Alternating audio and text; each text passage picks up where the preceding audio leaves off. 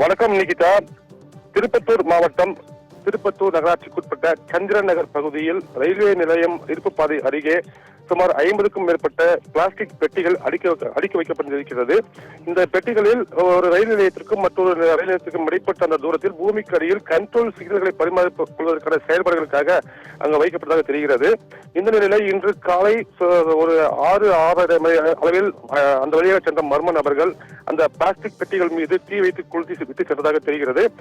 அந்த சூழ்நிலையில பிளாஸ்டிக் பொருள் என்பதால் அந்த தீ மலமளவென்று பற்றி வானை விண்ணை முட்டும் அளவுக்கு கரும்புகை சூழ்ந்து தீ பிழம்புகள் ஏற்பட்ட இது குடியிருப்பு பகுதி மிக அருகாமையில் இருப்பதால் அந்த பகுதியில் இருக்கின்ற அந்த பொதுமக்கள் அதை கண்டு அதிர்ச்சி அடைந்து தீயணைப்பு காவலர்களுக்கு தகவலை தெரிவித்துள்ளனர்.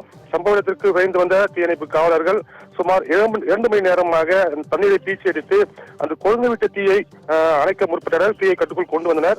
இது குறித்து ரயில்வே காவல்துறை வழக்கு விசாரணை கொண்டு வருகின்றனர். அதாவது இந்த மர்ம நபர்கள் வைத்த தீயா அல்லது வேறு ஏதாவது கணக்கில் இருந்ததா என்பது போன்ற விசாரணையும், அதே போன்று இந்த கண்ட்ரோல் கேபிளுக்கான விலை மதிப்பீடுகள் எவ்வளவு இருக்கும் அது போன்ற விசாரணைகளை மேற்கொண்டு வருகின்றனர். இந்த சம்பவம் இந்த பகுதி பெரும் பரபரப்பை ஏற்படுத்தியுள்ளது நிகிதா.